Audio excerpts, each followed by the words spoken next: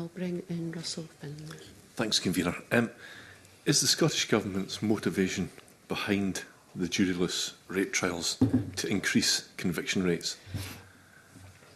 So it would be wrong of me to portray this as a tool that's like a lever or a button that can, increase conviction rates. I mean, I am on record as expressing deep concern about conviction rates.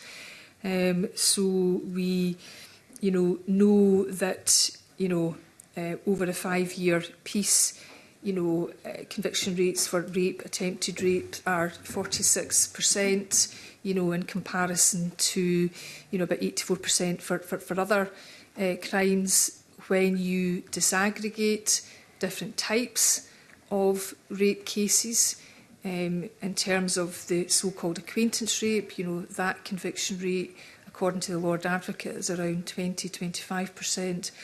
There is a difference in conviction rates between adults and children. Children where there's been an offence under, I think it's Section 18 of the Sexual Offences Act, that has a higher conviction rate of over 70%. And then for adults where the offence has been prosecuted under Section 1 of the Sexual Offences Act, it's about 35% from memory. So I can't not be concerned about that. I have to respect the independence of the courts and judiciary, and indeed I'm under a legal obligation to do so.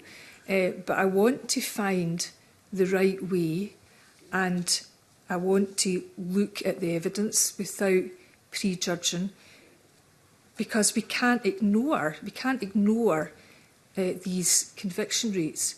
So that's one of the reasons, therefore, or the reason. It's my concern, and it's not just my concern, it's across a number of well-respected legal people and victims and witnesses groups. But much of the bill, including the pilot, comes from that place of concern about the consistently lower conviction rates for offences such as rape and attempted rape. And we've heard evidence about how the pilot will be assessed, and apparently the only measure of assessment will be conviction rate. No, I don't know where you get that impression. Sorry, forgive me. We heard yesterday. Sorry? We heard evidence yesterday to that effect. Well, not from you. No, not from you, no, but I'm just well, I mean, just saying the Scottish Solicitors Bar Association believed that the only measure. I am deeply surprised at that.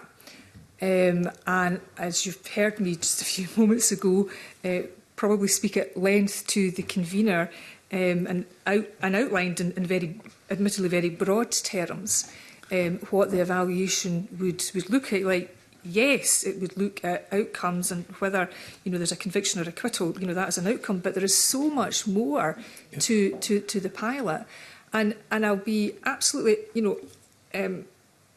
up front with you, Mr. Finlay. I am not opposed. I am not anti-jury. There's a real value to juries. I mean, I'm just amazed this work's not been done in respect of existing trials. That's perhaps what's surprising. Well, I mean, we've been. I think we've already addressed that earlier there's today. There's been talk of a boycott. If that came to pass, are you confident that the courts would still be able to function, the proposed new court? Well, let me be clear. I come from a place that is absolutely determined to do better by victims and witnesses. But I also come from a place that deeply recognises and respects and would seek to uphold the rights of the accused. And there's no doubt about it, people need representation. And, absolutely any pilot would need, solicitors to represent their clients. What I'm not going to do, bearing in mind we've still got a long way to go in terms of this bill, is I'm not going to turn the volume up on the debate. But I will. I'm not seeking to inflame the debate. I'm just trying to assess what the government's position is in terms of confidence. You know, you've heard evidence yesterday from the Scottish Solicitors Bar Association and from others previously of a boycott. So just in terms of confidence about whether the proposed new court, which will be introduced at great cost and great effort, will be able to actually function. So the proposed new court, Sexual Offences Court, is a separate establishment to the pilot. We will still have to make a decision about whether the pilot takes place in the Sexual Offences Court or whether it takes place in the High Court. And if time permits, I can talk to people about some thinking around that. I of course deeply regret that some criminal defence lawyers feel so strongly that at this point in time they're talking about a boycott. I think from my purpose, I will just continue to seek to engage as much as possible. I will seek to work with people on the detail. And I'm also, again, briefly with respect, Mr Finlay, there's a parliamentary process going on here, which in my view should be respected, and there's a process here of inquiry and scrutiny, and and of course I'm not going to either box myself or anybody else into a corner. No, I wouldn't expect it. I mean, in terms of my last question, I did slightly conflate the non-jury trial with the Sexual Offences Court, but in respect of the juryless rape trial pilot, will accused people be compelled to take part? Will they be given any right to object or so not take part? So my view and the view of the government, and in terms of the stakeholders on the notwithstanding various views on the working group, is that no accused and no victim decides which court they appear in, or which procedure they appear under.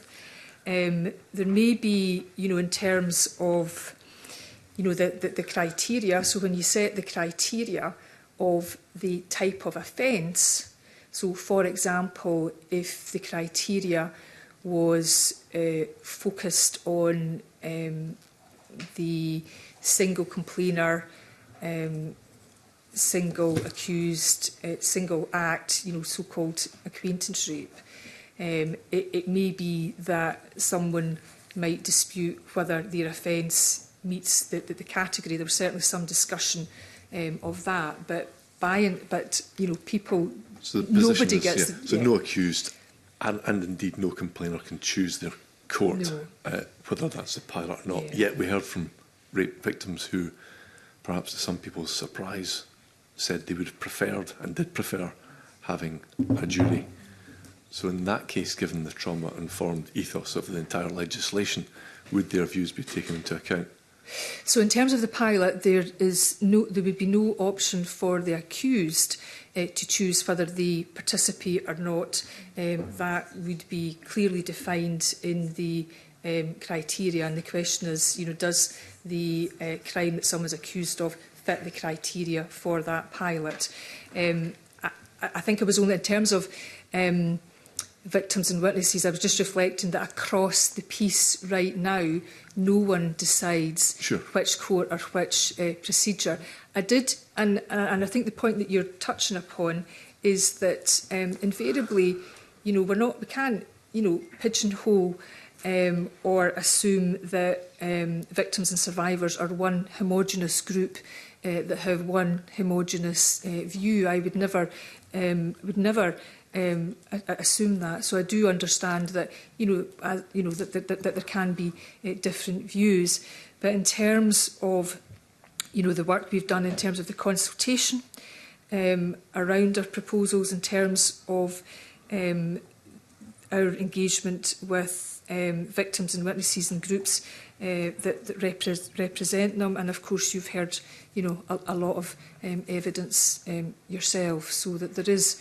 I would point to, while there's not unanimous support for this proposition, there is good support for it.